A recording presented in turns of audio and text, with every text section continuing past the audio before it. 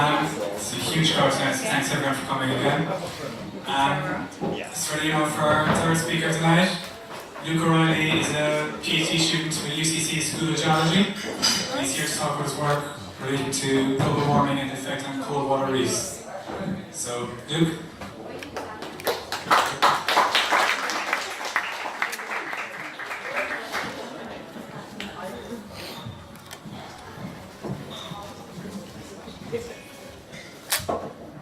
Thanks for that lovely introduction, thanks a lot. And thanks to the girls as well, Orla and Lily, great talks. So I was in a bar there last week in Germany, and I made a perfect speech or talk about. But you know, I actually threw it into my pants about trying to washing machine, so I'll try and spit out something anyway that resembles that. So I suppose a bit about myself first. I've done a VSc in geology. I graduated only last year. But during I done my course, there was a module which we essentially had to go offshore for it. And up until that point, I was really into mineral exploration or something like that. But I suppose as soon as I went offshore, it just really resonated with me. So I approached the head of the school and I was like, sure, if there's any positions coming up, let me know. So he says to me, oh yeah, we're heading off there for a few weeks. If you'd like to come on for the experience, it's no big deal if you can't make it. So I was like, sure, I'll go check it out. Went offshore anyway, and I had enough experience built up by December, and PhD opened up, and there you go. So just a bit more interaction, I suppose. Does anybody here have you heard about cold water coral reefs? Show of hands, anybody? One or two? And have you heard that there's a coral reef off the coast of Ireland? Yeah. Show of hands. Just so I know the audience, that's all. Right. So yeah, there's a coral reef off the shore of Ireland, and that's what I'm studying. So I suppose a few years ago, Irish scientists and German scientists they were surveying off the Irish coast because fishermen were after doing a bit of dredging, and there was like all this coral coming up. So they took the hint, and scientists went off. They mapped the place, and that was only 15 or 20 years ago. And this is essentially after leading on to my project. So I work as a geologist around 350 kilometres off the coast of Ireland. So we head out every once in a while to gather stuff from the sea floor. So essentially what I do is I sail away out and I send down this remotely operated vehicle that's about the size of a small van, and it's got mechanical arms, pure sci-fi like, and it's attached to it is this unit, and the unit has a load of steel cores which are hollow, and as soon as I'm looking at the live screen, I say, okay, there's a coral reef there which looks pretty good. We should probably drill through that to see what happens. So I essentially get the core like this, and I vibrate it, and it goes in like that. And as soon as I've reached the max, I take it out. And the beautiful thing about it is there's a little contraption on the end which stops any sediment from falling back out. So I take the cores back ashore, and I do analysis on them there. So far what I'm after doing is I'm after taking the cores to the CUH. And I have a little deal on at the moment with the professor over there that he can use my data and I can use his machine for free, so it's just grand. So I use a medical CT scanner, but it's actually a dual energy, which is a fancy term for instead of one X-ray, it uses two. So what I can then do is I can differentiate between sediment and coral because they have different densities. So by doing this, what I can then do using a program, a 3D visualization program, which is used for all sorts of things really, I can actually get rid of the sediment, leaving just the coral.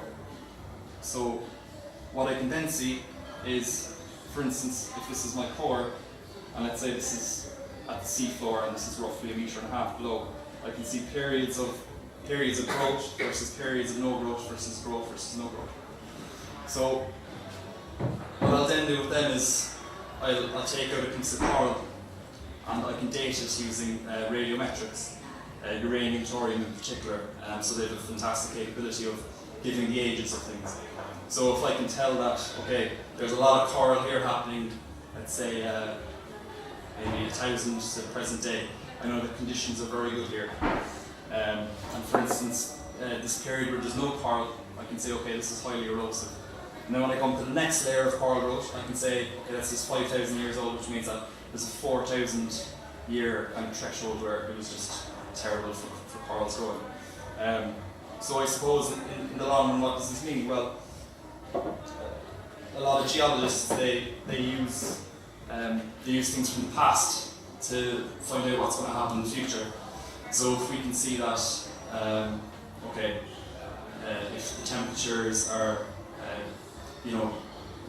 mean annual temperatures are 17 degrees, let's say, a lot, maybe lower than today's conditions, what happens to these coral reefs? And I'll be able to see then that, they dissipate or whatever. And I suppose the big burning question, which might be on your minds, maybe, is why are these coral reefs important? So, has anyone here heard of ocean acidification? Yeah, show of hands?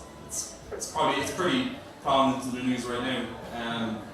So essentially, CO2 from the atmosphere is going into the ocean, and a byproduct of the CO2 is something called carbonic acid. Now, carbonic acid is detrimental to the carbon structure of corals, and what happens is they basically just, what's the word? Fizzle away. And these coral structures are fantastic because what they actually do is they take in CO2 and they lock it in their structure.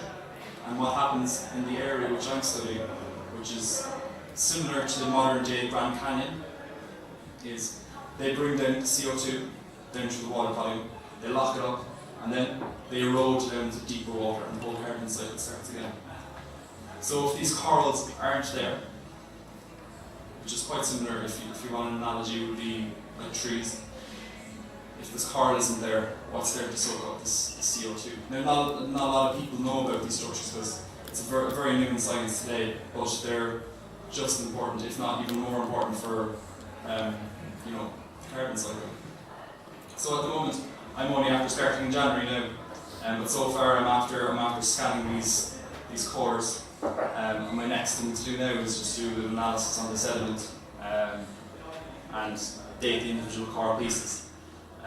The project itself, I'm working with another lad from Ghana, and he specialises in marine biology, so he looks across the seafloor and I go down through it. So all in all, this will give a really good idea about this locality, which for your information is called the Porcupine Bank Canyon. And it's only very recently discovered. And the reason why I'm all over the place now, this is why I wish I had that piece of paper, I'm going leaping back and forth, stuff's just popping into my head as I go. But the reason why we're studying this canyon in particular is that it's actually the westernmost extension of the European margin. And because it's so far away from land, which is like roughly 350 kilometers away, not much human impact has affected this area.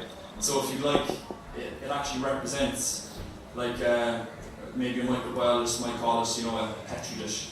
So it's the geologist's equivalent. It's relatively untouched from human interference. So I'm gonna go with this one now. I guess I suppose in the next few years, hopefully I can answer these burning questions. It's a very preliminary study, but there's a lot of potential that could lead from it.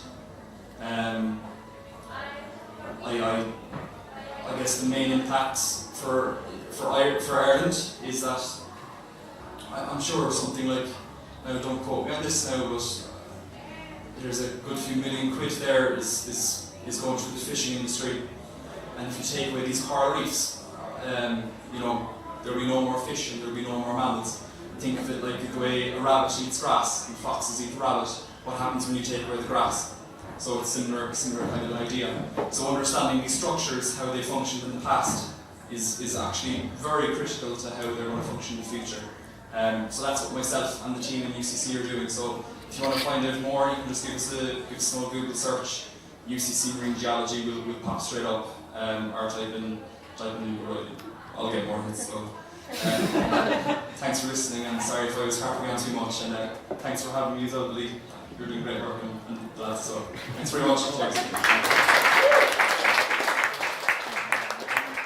Any questions? Yeah, down the back. How bad is the loss of coral I get the unload from there.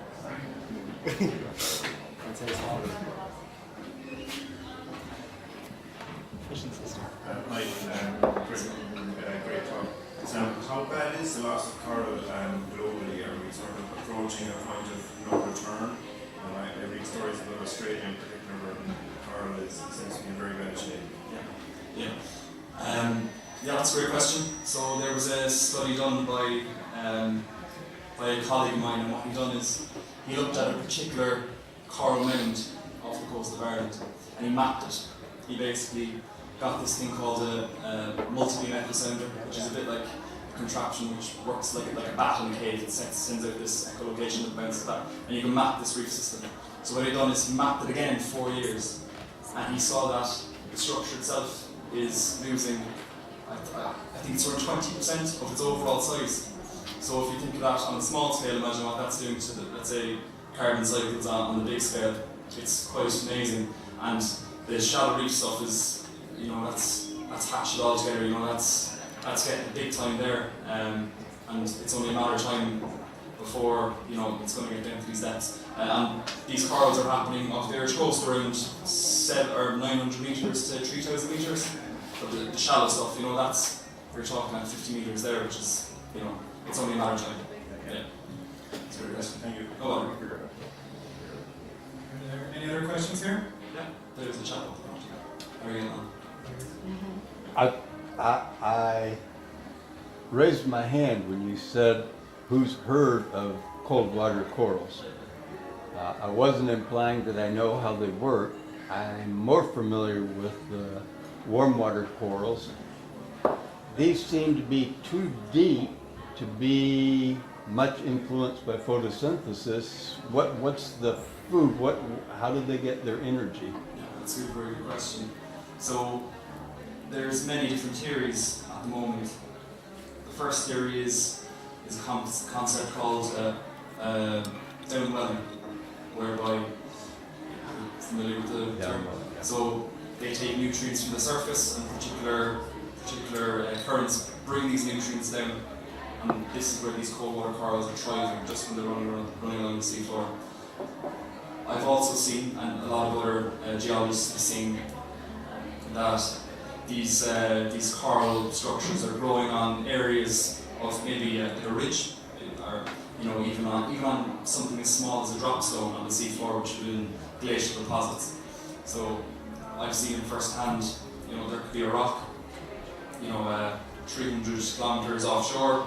Why is it there? Well, it's probably deposited during the last glacial, and there's corals growing on top of it.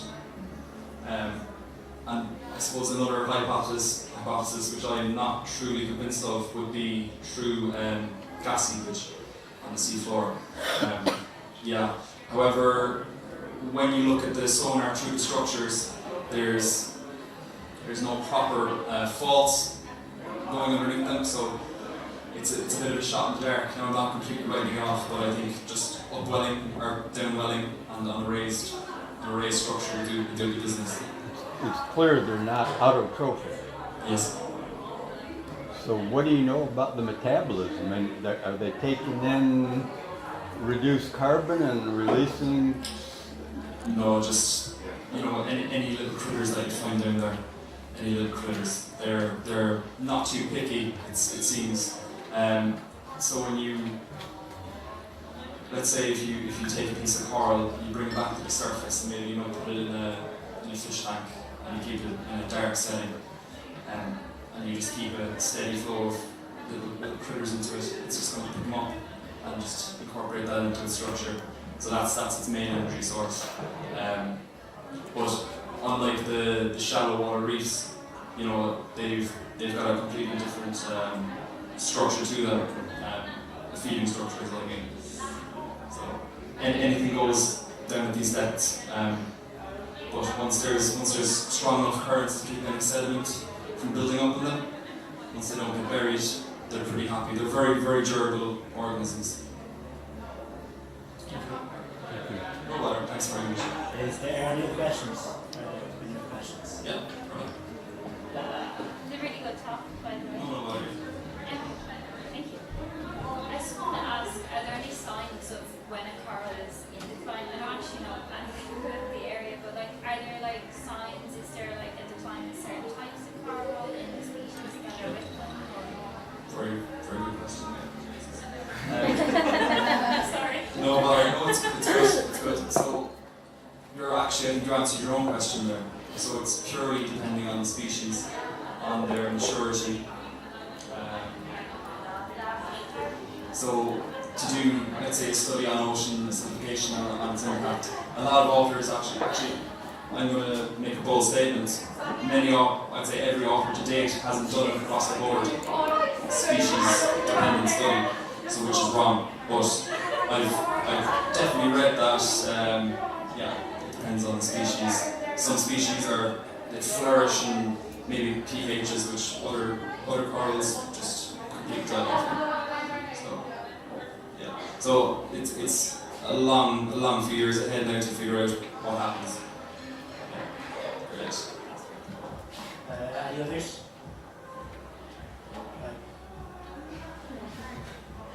Yeah, that was a great talk, so thanks. Just wondering, you're saying you're taking core samples. What is that, like you're looking at x-rays of them, what other tests are being done? Are you looking biologically or? Yeah, my co-colleague John, what he's doing is he's looking at the live stuff, I'm looking at the dead stuff through time. In total, the whole project is going to use a range of novel techniques. One of which is called particle size analysis. So where I didn't want to talk this while ago because it might have been too technical, I'm sure you brought it up, so here you go. So one of them is particle size analysis. So I'll literally identify the tiniest grain of sand, which will say a lot of things about that particular time. Because coral reefs are fantastic paleoarchives. And what I mean by paleoarchives is as they grow, their coral framework creates this low energy environment for sediments just to get deposited. And that's not going to move from there, it gets trapped. They've got this amazing baffling technique. So I'll actually analyse these individual grains, I'll see how rounded they are, I'll look at their composition, and all this will build a story. Moreover, I'm going to look at the organic percentage as well, per 5 centimetre interval throughout the core, and I'll be able to have a look then at how it changes. I'm going to look at the carbon percentage, or Jesus, what was I saying? The organic percentage. I'm going to look at little things called foraminifera, and what these little things are, they're like spores if you want, but they're everywhere throughout geological time, and they're fantastic indicators of a time period. They're indicative of, let's say, the Jurassic or the Cretaceous. So if I look at these little forams, I can say, okay, this habitat was high energy, not a lot of coral was growing, and I can say that okay, this foram, likes these particular depths in the water. So there's a load of detective work you're doing, and then, like I said in the talk a while ago, I'll be dating as well using your own tutorial over to this point. So, Thanks. no bother. Are there any more questions here? Any from down the back there?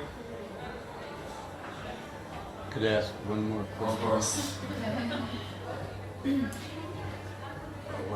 Is the mass of these cold water corals sufficient that we need to rethink the carbon cycle? Are we going to be having to tweak it a bit? And then, of course, that has implications for climate models. Sure. Another great question. There is a geologist who works over in Germany, Jürgen Tischak is his name. He's basically a pro at this kind of stuff. And he's after making an estimation that 70% of the carbon in the world right now isn't being included in these estimates, which is crazy, 70%.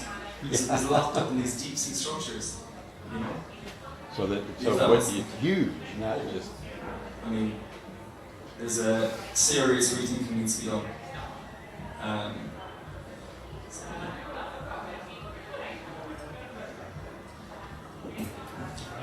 Thank you very much. thanks very much, lads.